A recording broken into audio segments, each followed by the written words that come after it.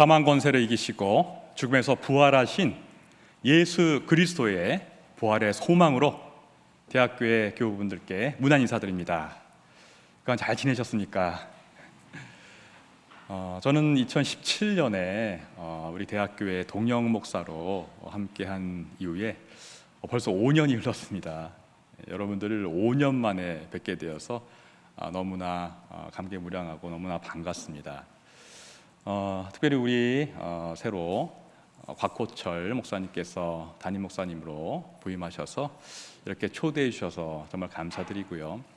그것도 이렇게 부활절 예배에 말씀을 전할 수 있도록 이렇게 불러주신 우리 교회위원회 위원님들 모든 교우님들께 진심으로 감사를 드립니다. 오늘 부활절입니다.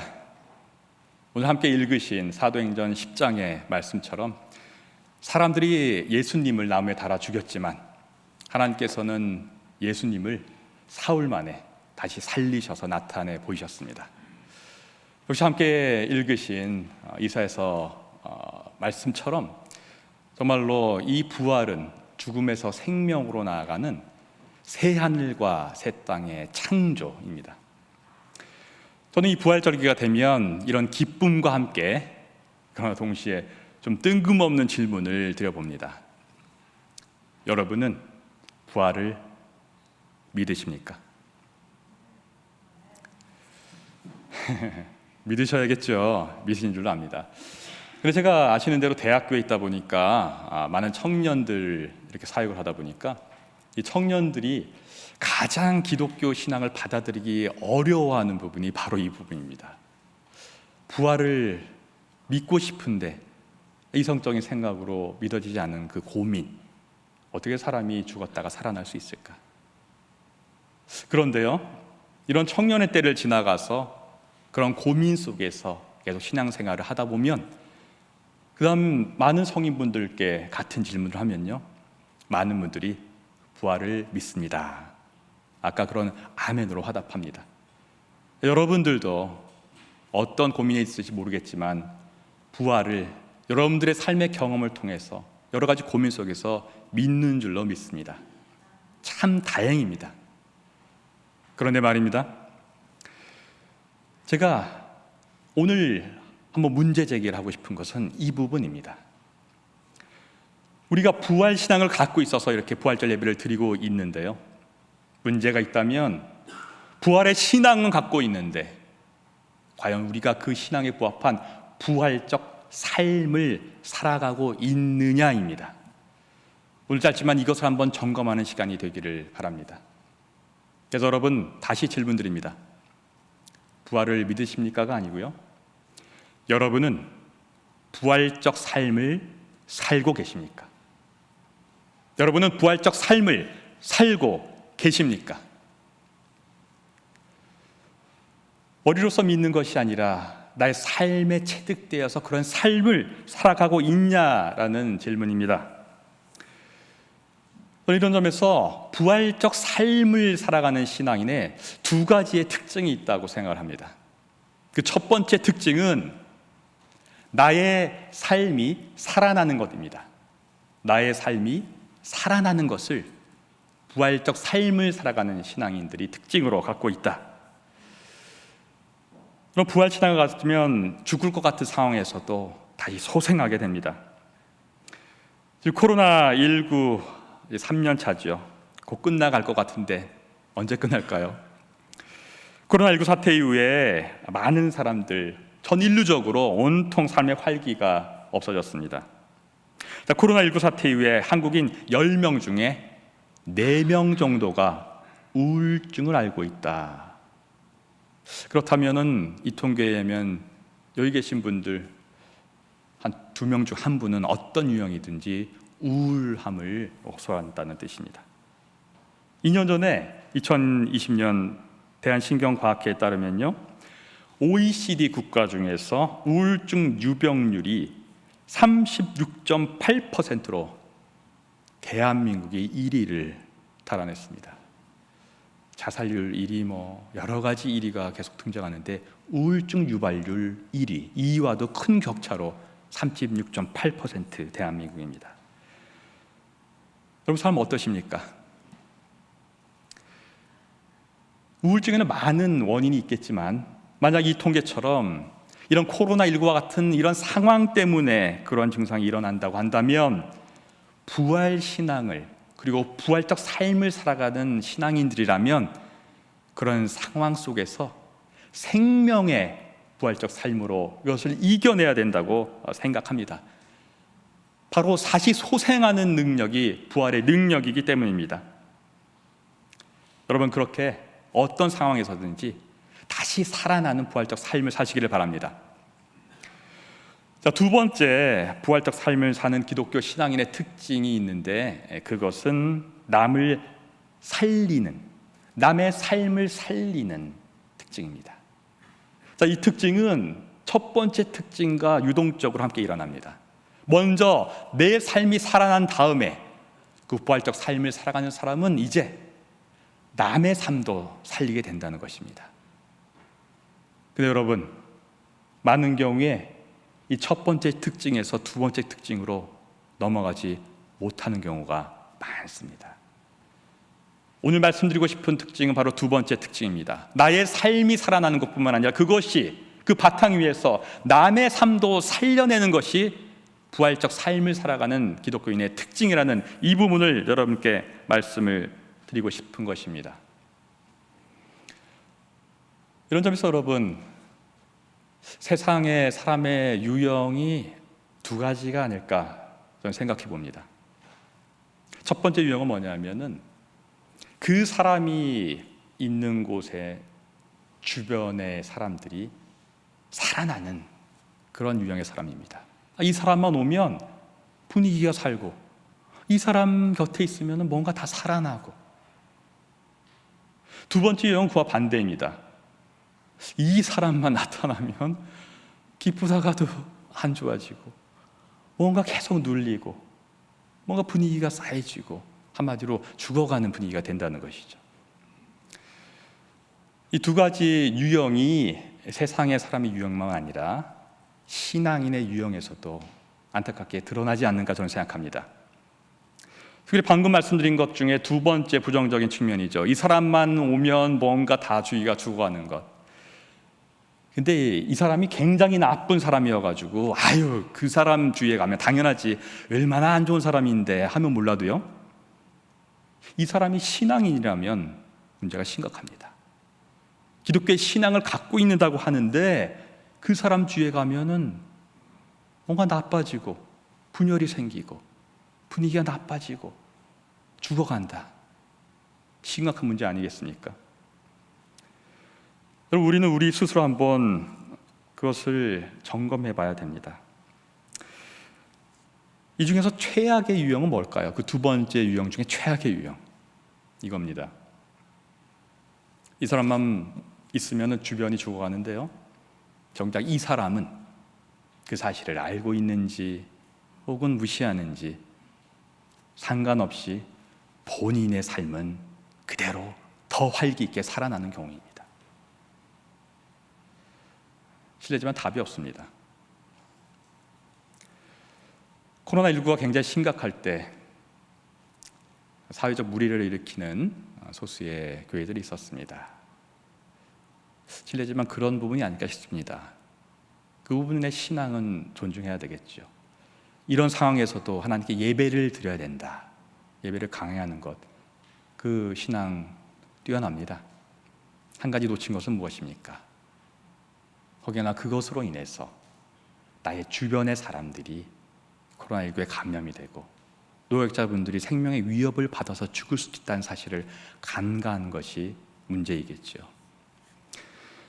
저는 감히 말해봅니다. 현재 기독교가 왜 이렇게 문제가 많은가? 바로 이 부분이 아닐까 싶습니다.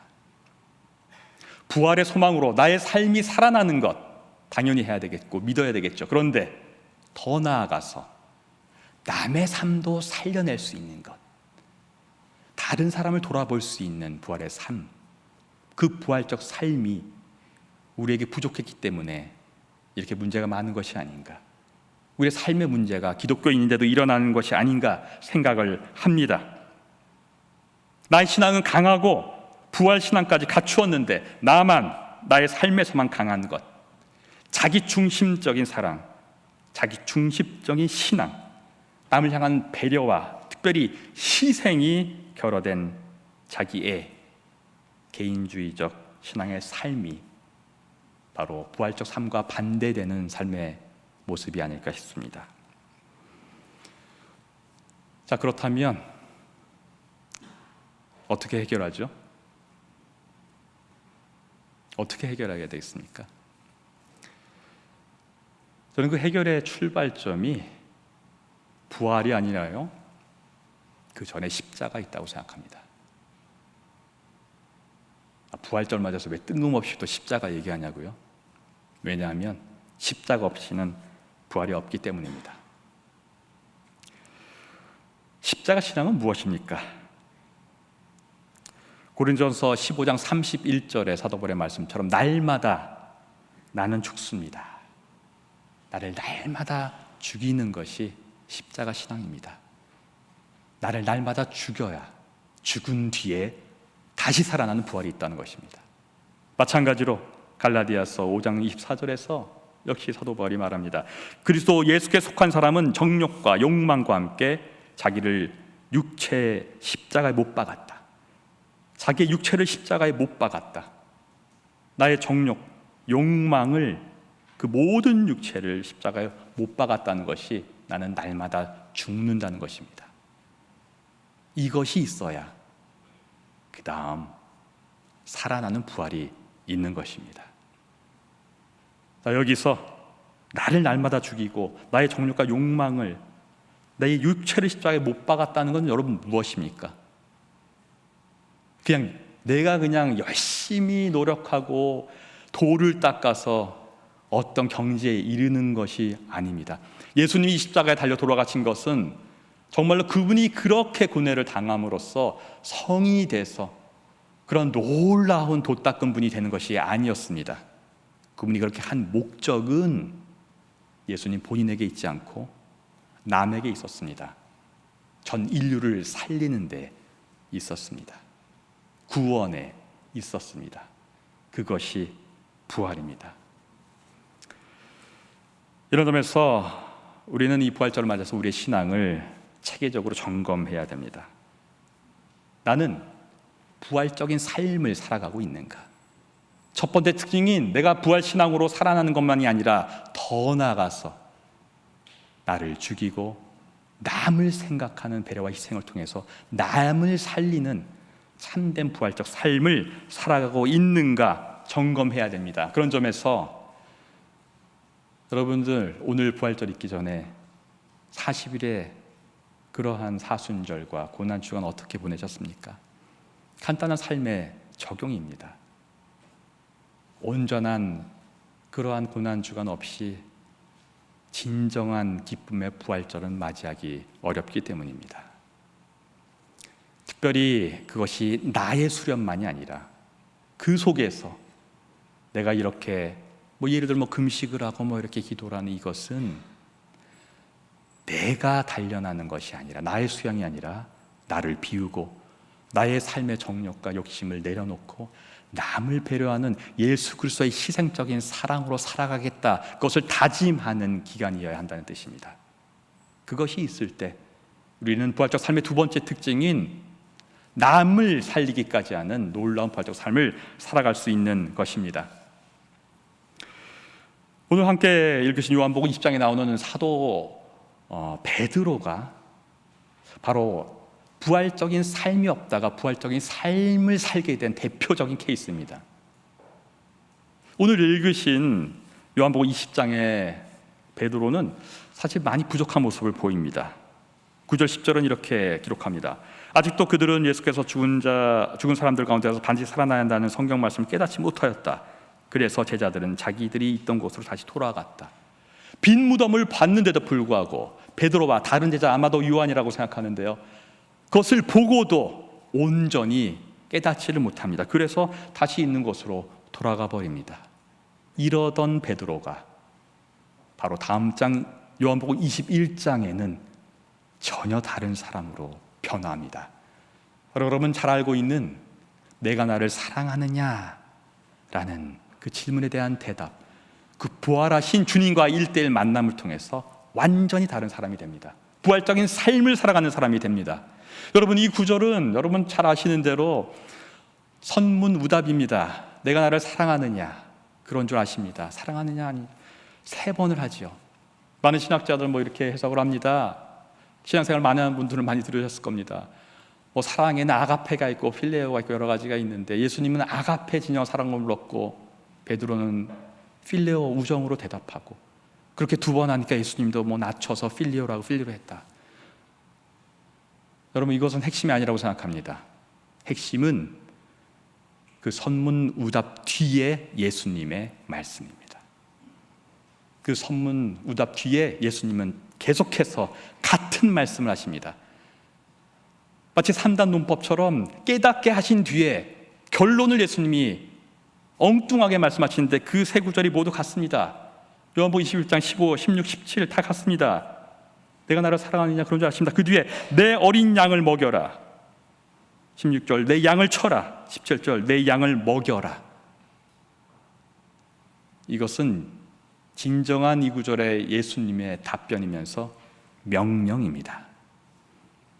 중요한 포인트를 찾아내셨나요? 선문우답의 초점은 주체가 나였습니다. 내가 나를 사랑하느냐? 내가 그런 줄 아십니다. 베드로 자신이었는데, 그 예수님의 명령은 내 양을 먹이라. 양떼입니다. 남입니다. 이것입니다.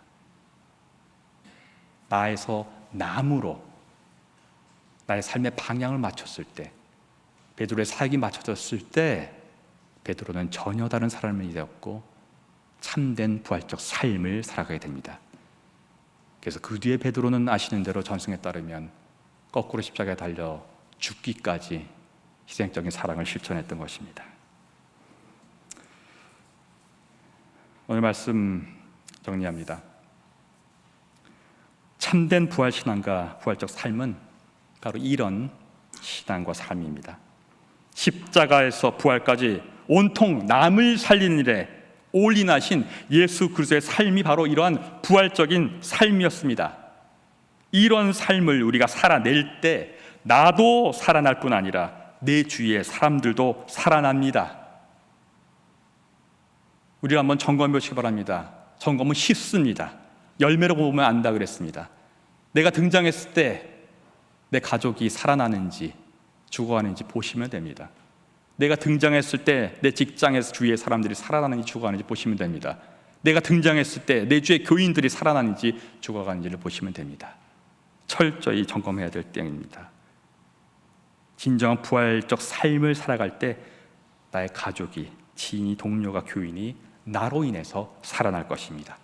내가 죽었기 때문에 그들이 살아나는 것입니다. 내 희생으로 인해서 그들의 배려를 얻고 존중을 받아 소생하는 것입니다. 이러한 부활적 삶을 살아가는 나들이 모였을 때 우리들의 교회는 살아나고 직장은, 가정은 살아나고 이 기독교가 살아날 것입니다.